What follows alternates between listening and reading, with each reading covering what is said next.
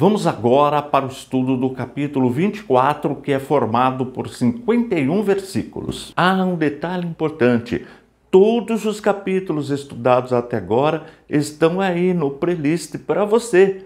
Mateus capítulo por capítulo. E estes slides que eu apresento durante as aulas, eles ficam todos disponíveis no nosso site, no www.icp.com.br. Eu sugiro você baixar este material, porque ajuda muito no aprendizado. Tema do capítulo, o sermão profético. E ele é dividido em 7 partes. Vamos recapitular as 7 partes? Primeira parte se encontra nos 2 primeiros versículos, a destruição do templo. Segunda parte, do versículo 3 até o versículo 14, o princípio das dores. Terceira parte, do versículo 15 até o versículo 28, a grande tribulação. Quarta parte, do versículo 29 até o 31, a vinda do Filho do Homem.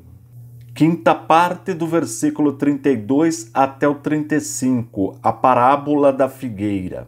Sexta parte, do versículo 36 até o 44, exortação à vigilância. E sétima e última parte, do versículo 45 até o 51, que é o último versículo, a parábola do servo fiel e do servo mau. Como eu faço em todos os vídeos, vamos agora ver a informação geográfica deste capítulo, capítulo 24. Este mapa nós já conhecemos, o mapa da região de Canaã, região que Jesus exerceu seu ministério. A região de Canaã tem uma superfície de 26 mil quilômetros quadrados. É um pouquinho maior que o estado de Sergipe e um pouco menor que o estado de Alagoas. A população na época de Jesus era de aproximadamente 600 mil pessoas. E este é o mapa da cidade de Jerusalém, que também nós já estudamos. Nós temos aqui o templo, o Monte das Oliveiras, Betfagé, Betânia, onde habitavam Lázaro e suas 2 irmãs, Maria e Marta. A distância de Betânia a Jerusalém é de aproximadamente 6 quilômetros. A população na época de Jesus da cidade de Jerusalém era de mais ou menos 30 mil pessoas. Agora, em tempo de festa, esse número chegava a mais ou menos 150 mil pessoas ou até ultrapassava. Vamos ler agora os 2 primeiros versículos. Da primeira parte, versículos 1 e 2, a destruição do templo. Jesus saiu do templo e, enquanto caminhava, os seus discípulos se aproximaram para lhe mostrar as construções do templo. Ele, porém, lhes disse: "Vocês estão vendo todas estas coisas? Em verdade lhes digo que não ficará aqui pedra sobre pedra que não seja derrubada." Esta profecia anunciada por Jesus, ela se cumpriu literalmente no ano 70. Foi quando o exército romano, comandado pelo general Tito, sitiou a cidade de Jerusalém, entrou na cidade de Jerusalém, matou seus moradores. Muitas pessoas foram crucificadas, mulheres mortas, crianças, e aqueles que não foram mortos foram levados como escravos para a cidade de Roma. O templo também foi totalmente destruído. Ou seja, as palavras de Jesus se cumpriram literalmente no ano 70. Vamos para a segunda parte. Segunda parte, do versículo 3 até o 14, o princípio das dores. Jesus estava sentado no Monte das Oliveiras quando os discípulos se aproximaram dele e, em particular, lhe pediram: "Diga-nos quando estas coisas vão acontecer e que sinal haverá da sua vinda e do fim dos tempos." E Jesus respondeu: "Tenham cuidado para que ninguém os engane, porque muitos virão em meu nome, dizendo: Eu sou Cristo, e enganarão a muitos. E vocês ouvirão falar de guerras e rumores de guerras. Fiquem atentos e não se assustem, porque é necessário que isso aconteça, mas ainda não é o fim. Porque nação se levantará contra nação, e reino contra reino. Haverá fomes e terremotos em vários lugares, porém todas essas coisas são o princípio das dores. Vocês serão entregues para serem maltratados, e eles os matarão. Vocês serão odiados por todas as nações por causa do meu nome. Nesse tempo, muitos hão de se escandalizar, trair e odiar uns aos outros. Muitos falsos profetas se levantarão e enganarão a muitos. E, por se multiplicar a maldade, o amor se esfriará de quase todos. Aquele, porém, que ficar firme até o fim, esse será salvo. E será pregado este evangelho do reino por todo o mundo, para testemunho a todas as nações, então virá o fim. A partir desta segunda parte, nós vamos encontrar mais de uma interpretação. Quando Jesus, por exemplo, diz que as pessoas deveriam sair da cidade, fugir, diz a história que os cristãos acreditaram nas palavras de Jesus e fugiram de Jerusalém. Os judeus que não acreditaram no que Jesus ensinou foram mortos, como nós vimos nos 2 primeiros versículos. Mas a profecia bíblica pode se cumprir mais de uma vez. Por quê? Quando Jesus fala dos falsos cristos, falsos profetas, isto nós vemos até nos nossos dias. Nós vamos encontrar ao longo da história falsos cristos, muitas heresias, falsos profetas, mas hoje não é diferente. Nós encontramos também na atualidade falsos profetas, pessoas enganando o povo. Basta observar aí nas mídias sociais quantas heresias estão surgindo, se multiplicando. Este é o primeiro ponto do que Jesus falou. Segundo, sobre as guerras, rumores de guerras. É verdade que nós encontramos na história muitas guerras. Veja a Primeira Guerra Mundial, a Segunda Guerra Mundial. Sabemos que as potências mundiais têm armamento nuclear suficiente para destruir o nosso planeta. Já o terceiro ponto, fome, ela existe até hoje. Basta ver os noticiários, nós vamos encontrar pessoas morrendo de fome, os governantes gastando dinheiro com produção de armamento, enquanto milhares e milhares de pessoas estão morrendo de fome. Isto continua acontecendo e vem se agravando. Já o quarto ponto que Jesus comenta são os terremotos. É verdade que os terremotos sempre existiram, mas hoje continuam existindo e quando eles acontecem, muitas pessoas são mortas. E hoje, por meio da mídia, nós conseguimos ver até terremoto online, ao vivo, acontecendo em grandes cidades, matando muitas pessoas. Jesus fala também da perseguição. É verdade, os cristãos sempre foram perseguidos e continuam sendo perseguidos até hoje. Pessoas são mortas por falarem da palavra de Deus, por pregarem o Evangelho. Mas esta perseguição será multiplicada. Jesus fala também da pregação do Evangelho, que o Evangelho será pregado para todas as pessoas. E hoje, por meio da tecnologia, da internet, nós conseguimos levar o Evangelho onde era impossível há alguns anos. Eu mesmo estou gravando este vídeo ensinando a palavra de Deus, e este vídeo, após ele colocado no YouTube, pessoas do mundo inteiro tendo acesso podem assistir, podem aprender. Jesus conclui esta parte dizendo que nós devemos permanecer firmes, firmes nas suas palavras, que as suas palavras se cumprirão na totalidade. Vamos para a próxima parte. Terceira parte do versículo 15 até o 28, a grande tribulação. Quando, pois, vocês virem situado no lugar santo o abominável da desolação de que falou o profeta Daniel, quem lhe entenda, então os que estiverem na Judéia fujam para os montes. Quem estiver no terraço não desça para tirar de casa alguma coisa, e quem estiver no campo não volte atrás para buscar a sua capa.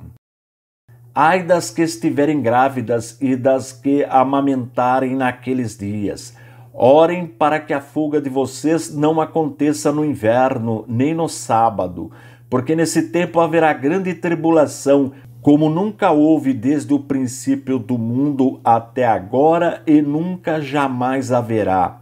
Não tivessem aqueles dias sido abreviados, ninguém seria salvo, mas por causa dos escolhidos, tais dias serão abreviados.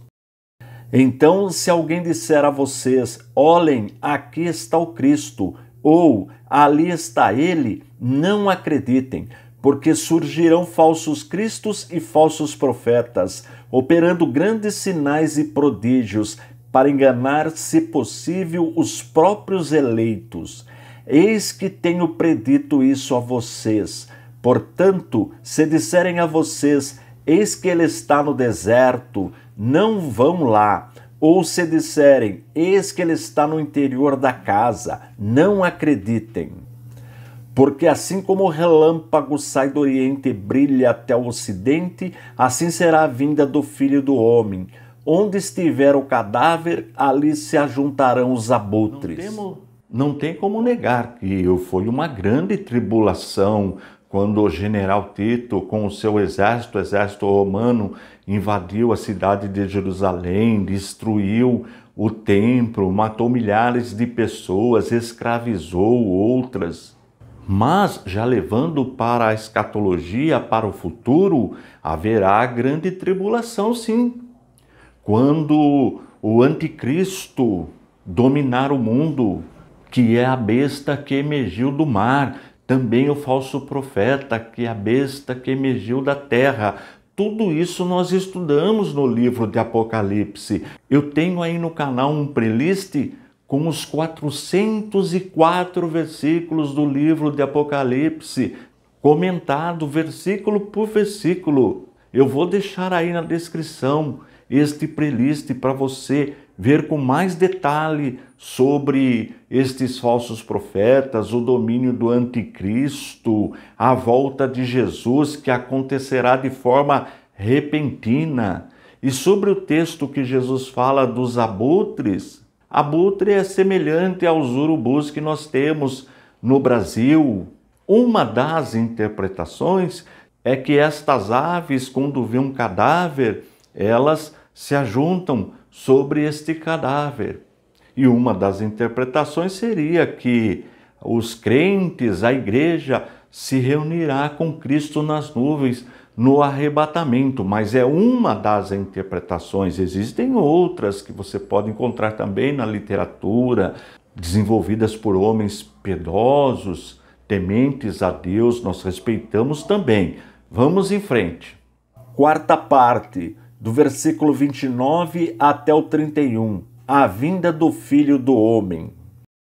Logo em seguida a tribulação daqueles dias, o sol escurecerá, a lua não dará sua claridade, as estrelas cairão do firmamento e os poderes dos céus serão abalados. Então aparecerá no céu o sinal do Filho do Homem. Todos os povos da terra se lamentarão e verão o Filho do Homem vindo sobre as nuvens do céu, com poder e grande glória. E ele enviará os seus anjos com grande som de trombeta, os quais reunirão os seus escolhidos dos quatro ventos, de uma a outra extremidade dos céus. Sobre estes eventos que acontecerão no final dos tempos, esta palavra profética de Jesus, sabemos que é um assunto escatológico, ou seja, que ainda não aconteceu, que ainda irá acontecer. Mas a pergunta é a seguinte: eles acontecerão antes do arrebatamento da igreja? ou acontecerão depois do arrebatamento da igreja? Acontece que nós temos mais de uma interpretação. Aliás, temos pelo menos 3. Uma que ensina que Jesus voltará antes da grande tribulação, outra já ensina que Jesus voltará no meio da grande tribulação, e por último, aquela que ensina que Jesus virá depois da grande tribulação. Como as 3 correntes teológicas são bíblicas, nós respeitamos as 3 correntes teológicas. Eu tenho um vídeo aí no canal só tratando deste assunto escatológico. Eu vou deixar também o link aí na descrição. Se você quiser dar uma olhada, vale a pena conferir. Vamos em frente. Quinta parte, do versículo 32 até o 35, a parábola da figueira. Aprendam a parábola da figueira. Quando já os seus ramos se renovam e as folhas brotam, vocês sabem que o verão está próximo. Assim, também vocês, quando virem todas estas coisas, saibam que está próximo, às portas. Em verdade lhes digo que não passará esta geração sem que tudo isto aconteça. Passará o céu e a terra, porém as minhas palavras não passarão. Sobre o significado de parábola nós já aprendemos. Parábola é uma pequena narrativa que usa alegorias para transmitir uma lição moral. Nós já estudamos sobre as parábolas. E neste caso surge a seguinte pergunta: esta geração que Jesus fala seria a geração de quando ele esteve aqui entre nós? Seria a geração que viu a destruição de Jerusalém? Por quê? Porque existe um grupo também de teólogos piedosos que interpreta que Jesus estava falando do ressurgimento da nação de Israel, que se deu em 1948. É verdade que nós temos ainda pessoas vivas, pessoas pertencentes à geração de 1948. E agora, como interpretar esta geração? Não temos, como diz no ditado popular, como bater o martelo. Portanto, é melhor deixar o assunto em aberto. Vamos em frente. Sexta parte, do versículo 36 até o 44.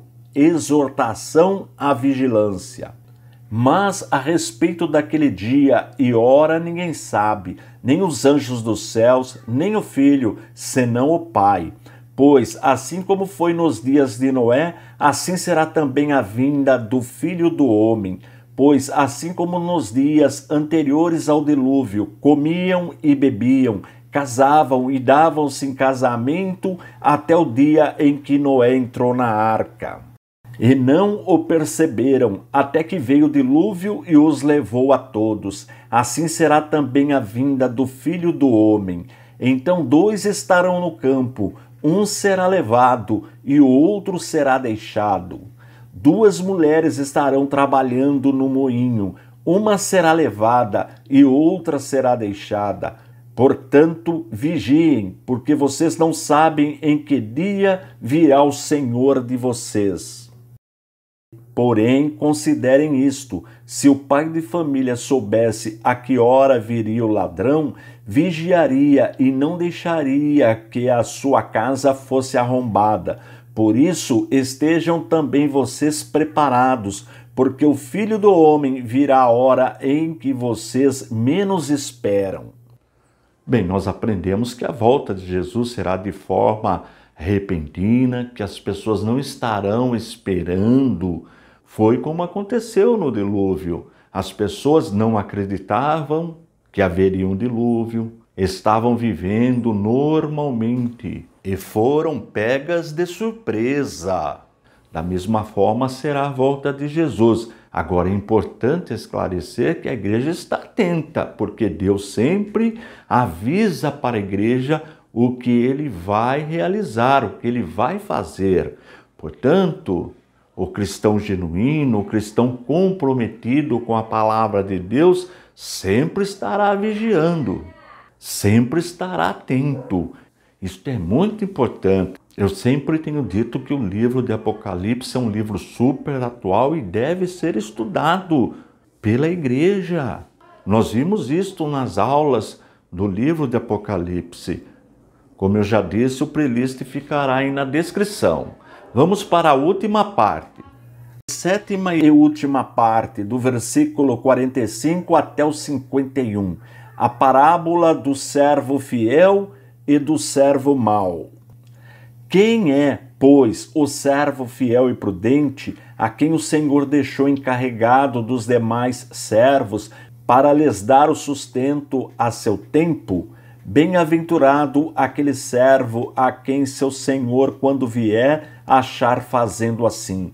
Em verdade lhes digo que lhe confiará todos os seus bens. Mas o que acontecerá se aquele servo, sendo mau, disser consigo mesmo: meu senhor demora para vir? E começar a espancar os seus companheiros e a comer e a beber com os bêbados? Virá o senhor daquele servo em dia em que ele não espera, em hora que não sabe, e irá aplicar-lhe um castigo severo, condenando-o com os hipócritas. Ali haverá choro e ranger de dentes. Essa parábola é autoexplicativa. Nós temos dois tipos de cristãos, o autêntico e o nominal. O autêntico é aquele que é comprometido com a palavra de Deus, que está sempre lendo, servindo ao Senhor, contribuindo na obra do Senhor, evangelizando, está sempre atento, vigiando, sempre agindo, sempre defendendo o reino. Mas nós temos o nominal. O nominal é aquele que, de repente, por tradição, frequenta uma igreja, ou é simpatizante da igreja, mas não é comprometido. É um mau servo. É isto que Jesus está nos ensinando. É importante sempre uma reflexão. Como está o nosso comportamento? Como nós estamos vivendo? Qual é o nosso tipo de cristianismo? É muito importante ficar atento. Agora vamos para os comentários da nossa Bíblia Apologética. Eu não coloquei todos os comentários, mas para que você tenha uma ideia de como foi desenvolvido esse nosso projeto. Esses comentários que eu vou fazer agora são sobre as testemunhas de Jeová.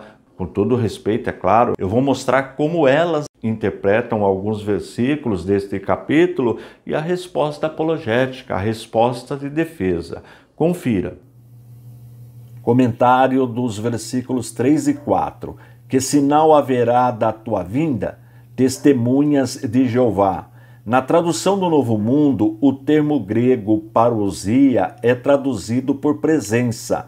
Por conta disso, dizem que Jesus, desde 1914, está presente, mas não o vemos porque os olhos do nosso entendimento não estão abertos para enxergar tal fato.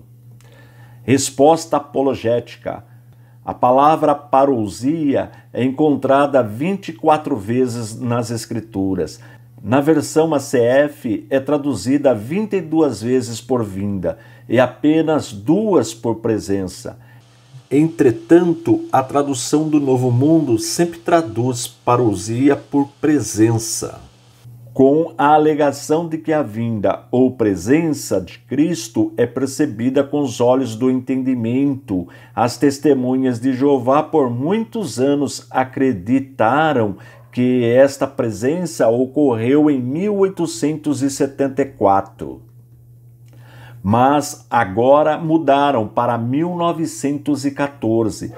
Tal postura é uma das características dos falsos profetas. Mateus 24, versículos do 23 ao 25. Testemunhas de Jeová dizem que são as únicas que pregam de porta em porta e usam este texto para justificar o trabalho que realizam. Resposta apologética. O texto em estudo fala da necessidade de o evangelho ser pregado a todos os povos. Foi o próprio Jesus quem enfatizou em Lucas 24, versículos 46 e 47, que o evangelho fosse anunciado em seu nome para arrependimento e remissão de pecados, e isso em todas as nações, começando por Jerusalém. Os adeptos dessa seita, no entanto, não falam de arrependimento e remissão de pecados em sua pregação do Evangelho do Reino, mas sim da entronização de Cristo no céu em 1914. Antes, porém, haviam dito que esse fato ocorreu em 1874. Contradição pura. Todavia, segundo a Bíblia, Jesus está reinando espiritualmente no coração de todos aqueles que receberam desde o dia em que foi assunto ao céu. Colossenses, 1º capítulo, versículo 13. E não somente a partir de 1914. Comentário do versículo 36. Daquele dia e hora ninguém sabe. Testemunhas de Jeová dizem que se Jesus realmente fosse onisciente, deveria saber de todas as coisas. Resposta apologética. A primeira observação que devemos fazer é que as testemunhas de Jeová, ao distorcerem este texto, caem em seu próprio erro, uma vez que declaram que Deus, o Pai, não conhece todas as coisas, mas nem por isso negam sua divindade. Tem a ousadia de dizer que Deus não tinha conhecimento do resultado da prova que ele próprio havia submetido a Abraão quando lhe pediu seu filho Isaque em holocausto. Gênesis 22, versículo 12. E ilustram esta suposta falta de conhecimento absoluto de Deus da seguinte maneira: uma pessoa que tem o rádio pode ouvir as notícias mundiais, mas o fato de que pode ouvir certa estação não significa que realmente faça isso. Ela precisa primeiro ligar o rádio e daí selecionar a estação.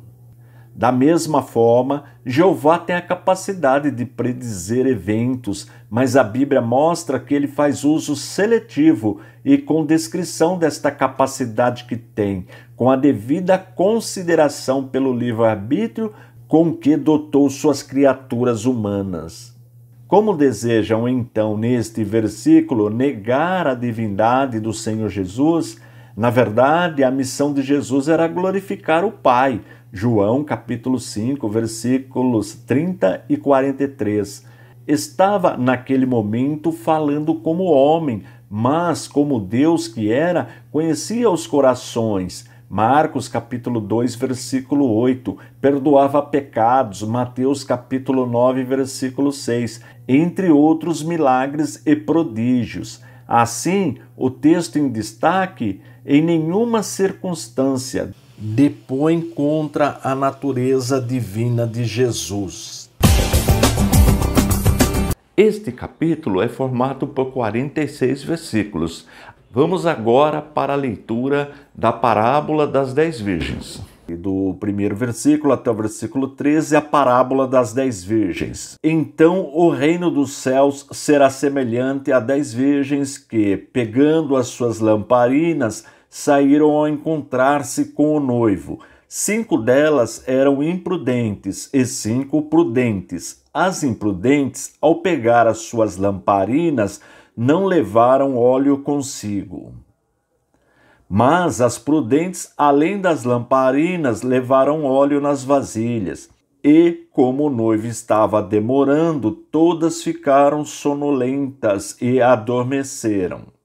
Mas, à meia-noite, ouviu-se um grito: eis o noivo, saiam ao encontro dele. Então todas aquelas virgens se levantaram e prepararam as suas lamparinas.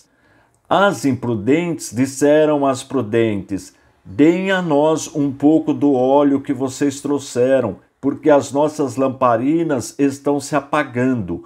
Mas as prudentes responderam: não, porque então vai faltar tanto para nós como para vocês. Vão aos que o vendem e comprem óleo para vocês. E, saindo elas para comprar, chegou o noivo. E as que estavam preparadas entraram com ele para a festa do casamento, e fechou-se a porta. Mais tarde chegaram as virgens imprudentes, dizendo: Senhor, Senhor, abra a porta para nós. Mas o noivo respondeu: Em verdade lhes digo que não as conheço. Portanto, vigiem, porque vocês não sabem o dia nem a hora. Nós encontramos na literatura pelo menos 3 interpretações para esta parábola.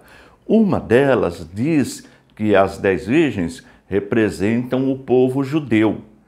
As 5 virgens prudentes representam os judeus tementes a Deus, e as 5 virgens imprudentes representam os judeus que não temem a Deus, que não aceitaram as palavras de Jesus. Esta é uma das interpretações. A outra já diz que as 10 virgens representam toda a humanidade e as prudentes são as pessoas que temem a Deus, as imprudentes as pessoas que não temem a Deus. Mas essa interpretação não é muito aceita. A interpretação mais aceita pela maioria dos teólogos piedosos é a interpretação que as 10 virgens representam a igreja, a noiva de Cristo, o cristianismo. As prudentes são os crentes comprometidos com a palavra de Deus, que nós chamamos de cristãos autênticos. As imprudentes são aqueles que não têm compromisso com a palavra de Deus, que nós chamamos de cristãos nominais. Observe que na atualidade nós temos mais ou menos 2,5 bilhões de cristãos no mundo.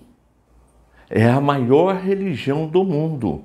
A segunda maior religião do mundo é o islamismo, com 1,5 bilhão de adeptos. E a terceira já é uma religião politeísta, o hinduísmo, que tem aproximadamente 1 bilhão de seguidores. Mas voltando para o cristianismo, dentro do cristianismo nós temos 1,5 bilhão de católicos, sendo aproximadamente 1,2 bilhão de católicos romanos, que tem como líder o Papa, e 300 milhões de católicos ortodoxos, que estão mais do lado oriental do planeta.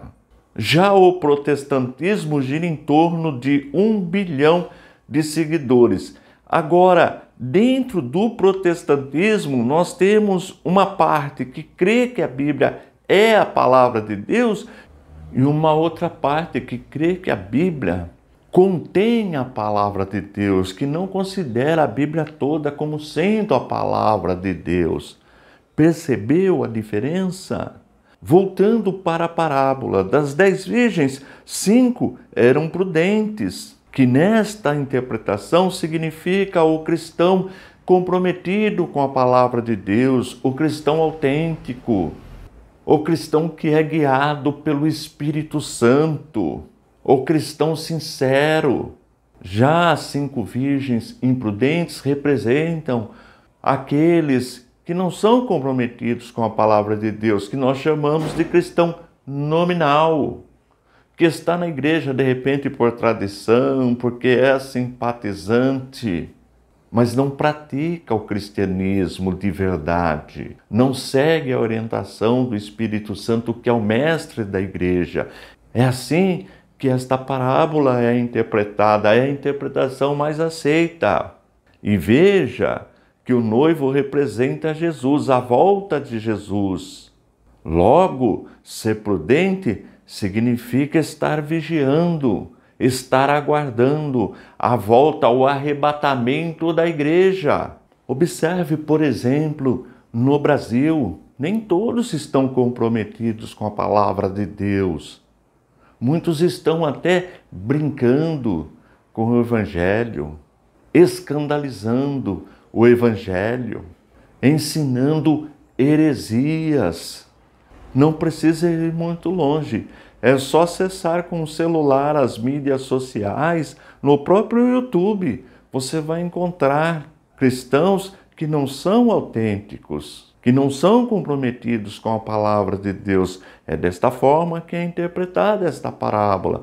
Portanto, nós devemos vigiar, ficar atentos, observar os sinais que Deus nos deixou registrados e que estão acontecendo. É desta forma que a parábola é interpretada, concluindo: as virgens prudentes representam a igreja genuína, a igreja autêntica, a igreja comprometida com a palavra de Deus, a igreja que ora, a igreja que vigia, a igreja que está aguardando a volta de Jesus. Vamos em frente. Segunda parte, do versículo 10 até o 30, assunto a parábola dos talentos. Pois será como um homem que, ausentando-se do país, chamou seus servos e lhes confiou seus bens. A um deu 5 talentos, a outro deu 2 e a outro deu 1, de acordo com a capacidade de cada um deles. Então partiu.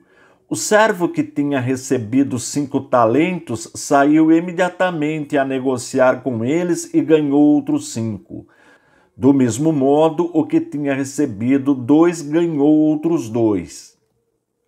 Mas o servo que tinha recebido 1 talento, saindo, fez um buraco na terra e escondeu o dinheiro do seu senhor. Depois de muito tempo, o senhor daqueles servos voltou e fez um ajuste de contas com eles. Aproximando-se o que tinha recebido 5 talentos, entregou outros 5, dizendo: o Senhor me confiou 5 talentos, eis aqui outros 5 que ganhei. O Senhor disse: muito bem, servo bom e fiel, você foi fiel no pouco, sobre o muito o colocarei. Venha participar da alegria do seu Senhor. E, aproximando-se também o que tinha recebido 2 talentos, disse: o Senhor me confiou 2 talentos, eis aqui outros 2 que ganhei. Então o Senhor disse: muito bem, servo bom e fiel, você foi fiel no pouco, sobre muito o colocarei. Venha participar da alegria do seu Senhor. Chegando, por fim, o que tinha recebido 1 talento, disse: sabendo que o Senhor é um homem severo, que colhe onde não plantou e ajunta onde não espalhou, fiquei com medo e escondi o seu talento na terra. Aqui está o que é seu. Mas o Senhor respondeu: servo mau e preguiçoso, você sabia que eu colho onde não plantei e ajunto onde não espalhei? Então você devia ter entregado o meu dinheiro aos banqueiros, e eu, ao voltar, receberia com juros o que é meu. Portanto, tirem dele o talento e deem ao que tem 10. Porque a todo o que tem mais será dado, e terá em abundância. Mas o que não tem, até o que tem lhe será tirado. Quanto ao servo inútil, lancem-no para fora nas trevas, ali haverá choro e ranger de dentes. Esta parábola já fala do nosso comprometimento com as coisas de Deus. Nós aprendemos na doutrina da salvação que a salvação é dividida em 3 partes: a justificação, a regeneração e a santificação. Não existe salvação sem estas 3 partes. A justificação foi efetuada por Jesus. Ele pagou o preço da nossa salvação. É a doutrina da vicariedade, da substituição. Ele nos remiu, ele assumiu a nossa culpa. A regeneração é a obra do Espírito Santo. É o Espírito Santo que abre os nossos olhos espirituais para entendermos os mistérios de Deus, para entendermos a palavra de Deus, para entendermos que Jesus Cristo é o único Salvador. E a santificação também vem de Deus. Quem nos santifica? O sangue de Jesus, o Espírito Santo e a Bíblia, que é a palavra de Deus. E quando nós falamos de santificação, Deus nos santifica para quê? Para prestarmos um serviço, para realizarmos um trabalho para o Senhor. Quando nós estudamos eclesiologia, que é a doutrina da igreja, nós aprendemos que esta palavra igreja, ela vem lá da língua grega, e o sentido da palavra, o significado da palavra é o seguinte: os gregos escolhiam os melhores da cidade, eles separavam estas pessoas para que essas pessoas produzissem normas, leis para beneficiar os moradores daquela cidade. Daí vem a palavra igreja. Deus nos separa para prestarmos um serviço para a humanidade, para a sociedade. E cada um realizar esse trabalho de acordo com o dom que recebeu de Deus. Todos podem prestar um serviço, independente da capacidade intelectual, independente da capacidade de liderar ou não. Todos podem atuar na obra de Deus, todos podem e devem prestar serviço para o Senhor. São muitas as formas que nós podemos atuar na obra do Senhor. O que não pode é ficar sem fazer nada. Após o encontro com Cristo acontece a mudança. E a mudança para melhor. Melhor servir o reino do Senhor, o reino de Deus. Precisamos sempre melhorar, sempre evoluir, sempre crescer na obra do Senhor. Enterrar o talento significa ficar do mesmo jeito, não ir avante, não desenvolver o talento que Deus nos deu. E observe que aquele que não desenvolve, aquele que enterra o talento, não entrará no reino de Deus, ficará fora do reino de Deus. Eu não sei qual é o dom que Deus te deu, mas com certeza Deus te deu alguma aptidão para você desenvolver, para você crescer na igreja do Senhor. Pode ser entregando um folheto, pode ser pregando, ensinando no seu trabalho, ajudando as pessoas mais necessitadas, contribuindo. Eu não sei a área que Deus quer te usar, mas com certeza você pode fazer muito para a obra do Senhor. O que não pode, em hipótese alguma, é enterrar o talento, é deixar de fazer alguma coisa. Esta é a interpretação desta parábola. Vamos em frente. Terceira e última parte do versículo 31 até o 46. Assunto: o grande julgamento. Quando o Filho do Homem vier na sua majestade e todos os anjos com ele, então se assentará no trono da sua glória. Todas as nações serão reunidas em sua presença, e ele separará um dos outros, como o pastor separa as ovelhas dos cabritos. Porá as ovelhas à sua direita e os cabritos à sua esquerda.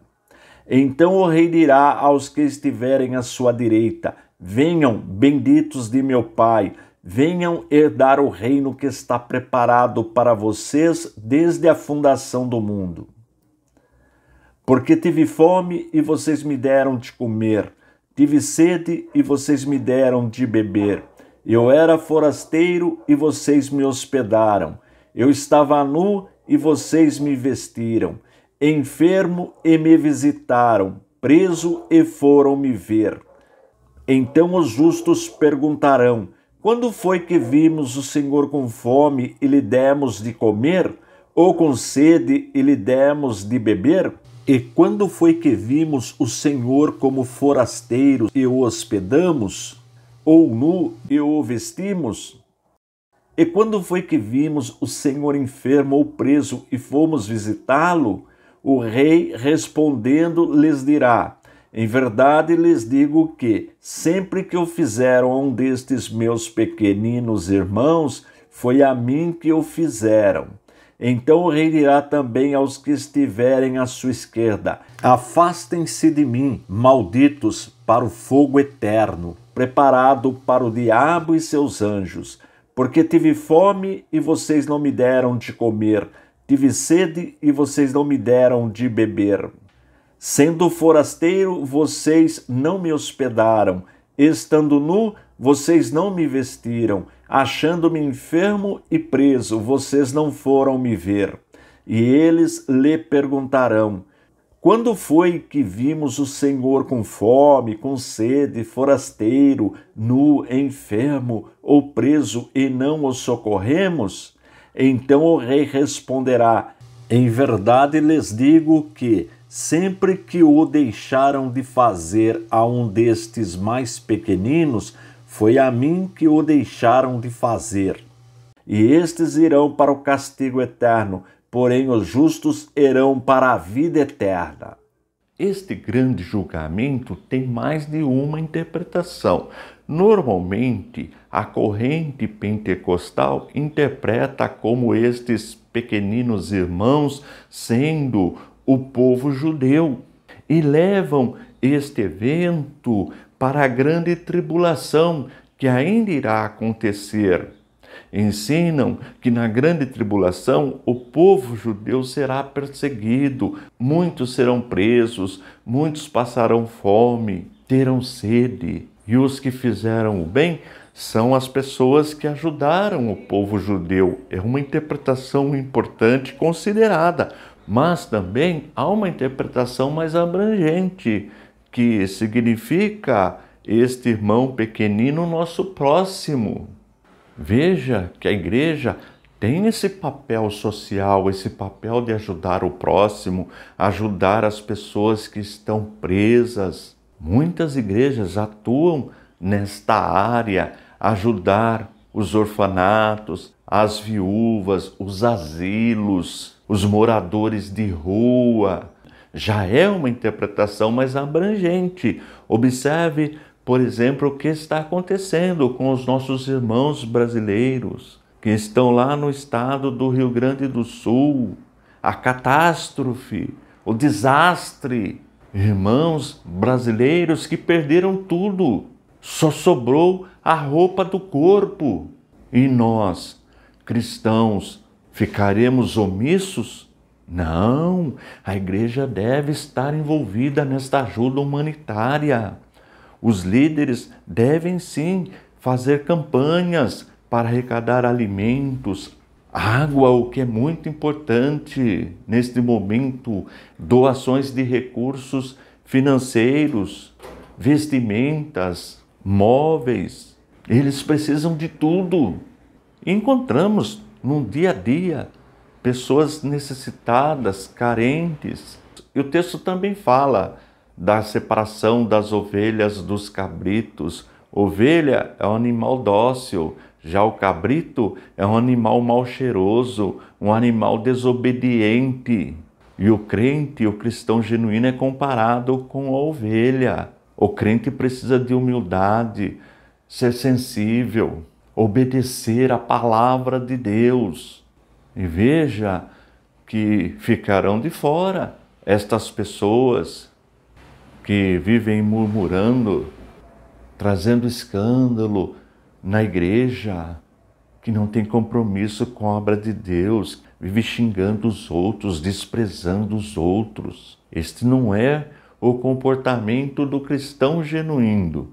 E como disse, o texto é abrangente. Nós respeitamos, claro que respeitamos a interpretação que consideram esses irmãos pequeninos o povo judeu, que isto ocorrerá na grande tribulação, no juízo final. Claro, o texto está falando disto, mas eu chamei para uma reflexão da nossa condição atual, da igreja, dos nossos dias.